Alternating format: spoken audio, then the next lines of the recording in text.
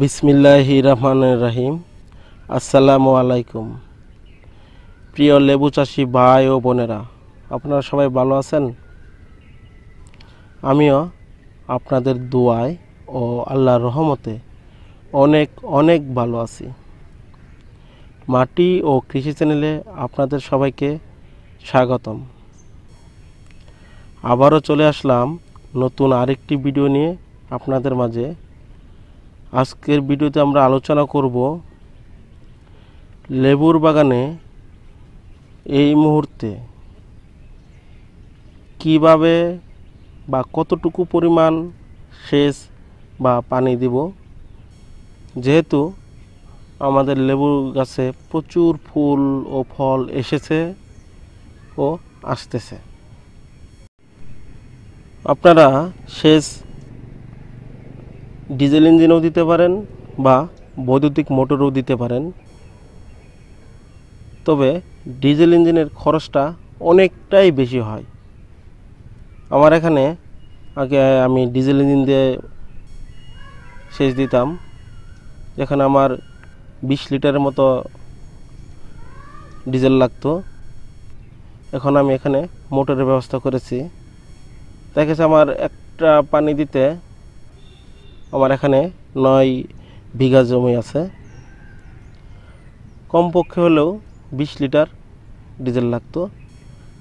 আর এখন আমি এই মোটরের মাধ্যমে পানি দেওয়াতে আমার সর্বোচ্চ 300 থেকে 400 টাকা মতো খরচ হয়ে থাকে। আপনাদের যাদের মোটরের ব্যবস্থা নাই, ডিজেল দিয়ে পানি দেন, তা আমি আপনাদের রিকোয়েস্ট করব মোটরের ব্যবস্থা করে নেওয়ার জন্য, কারণ এতে আপনার শ্রম ও খরচ অনেকটাই কমে আসবে। আপনাদের যাদের বাগান অনেক বড় পরিমাণের, বেশি জায়গা নিয়ে বাগান করেছেন, আপনারা হয়তো একটি বিষয় খেয়াল করে দেখবেন, আপনার জমি বা বাগানের মাটি যদি সমান্তরাল না হয় বা লেভেল না হয়, তাহলে বিভিন্ন রকম সমস্যা হতে পারে। একদিক দিয়ে পানি হাঁটু সমান হয়ে যাচ্ছে, আর অপর দিক দিয়ে পানি পৌঁছতেও পারেনি।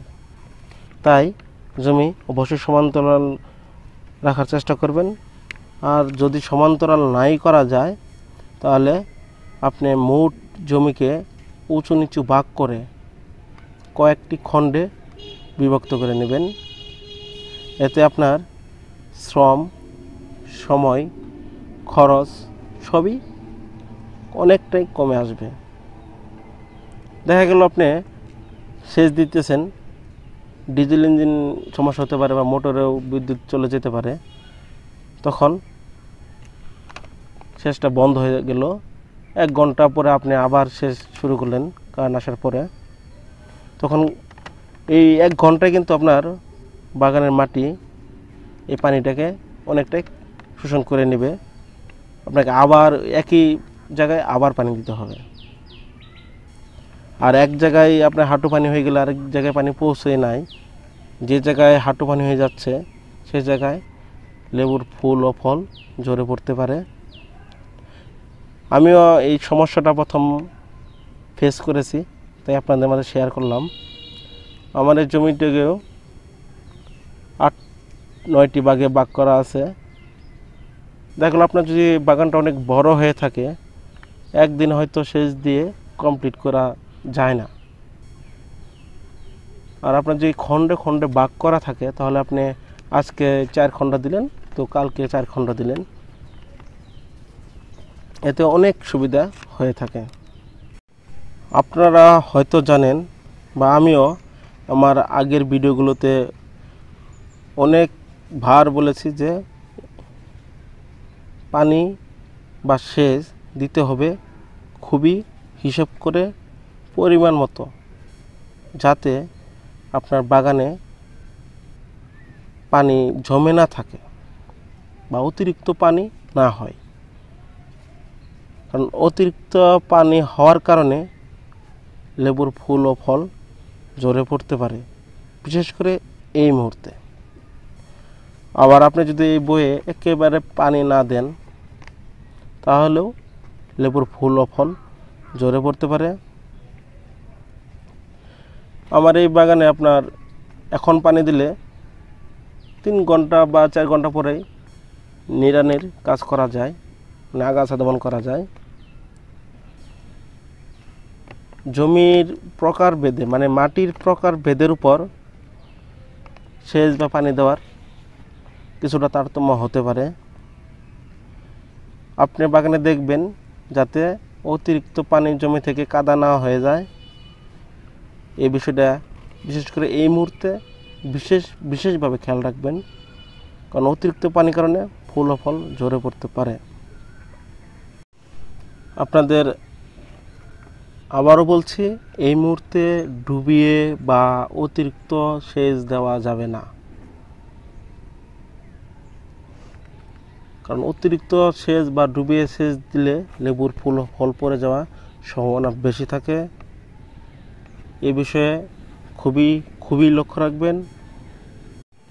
অনেকের বাগানে লেবুর গুটি 2-1টা পড়ছে, আমাকে অনেকে জানিয়েছেন। তো এই মুহূর্তে আপনার যদি 100 ফল আসে, এর মধ্যে 30টা পড়তেই পারে। এটা নিয়ে দুশ্চিন্তার কোনো কারণ নাই, আপনারা হতাশ হবেন না, কারণ 100 ফলের মধ্যে 30টা পড়তেই পারে, এটা স্বাভাবিক নিয়ম। কারণ গাছ ফুল ও ফল ধারণ করে তার বয়স ও ধারণ ক্ষমতার উপরে। এই নিয়ে এত চিন্তার কোনো কারণ নাই।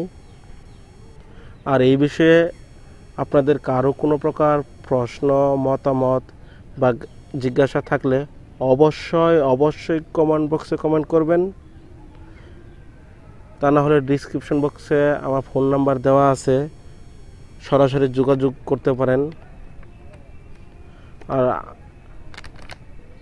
আমি প্রতিটা কমেন্টের উত্তর তাড়াতাড়ি এবং দ্রুত দেওয়ার চেষ্টা করি, এবং আমি প্রতিটা কমেন্টের উত্তর দিয়েই থাকি। আর এখনও যারা আমার চ্যানেলটি সাবস্ক্রাইব করেন নাই, লেবু ও কৃষি বিষয়ক নতুন ভিডিও পেতে চ্যানেলটি অবশ্যই সাবস্ক্রাইব করে রাখবেন এবং পাশের বেল বাটনটি অল করে রাখবেন, যাতে আমি যখনই নতুন কোনো ভিডিও আপলোড করব আপনার কাছে নোটিফিকেশন চলে যেতে পারে এবং আপনি দেখতে পারবেন। আর ইতিমধ্যে যারা আমার চ্যানেলটি সাবস্ক্রাইব করে রেখেছেন তাদেরকে জানাই অসংখ্য ধন্যবাদ। তো বন্ধুরা, কথা হবে অন্য আরেকটি ভিডিওতে। সে পর্যন্ত সবাই ভালো থাকেন, সুস্থ থাকেন, এই কামনায় আজকের মতো এখানেই শেষ করছি। আসসালামু আলাইকুম ওয়া রাহমাতুল্লাহি ওয়া বারাকাতুহু।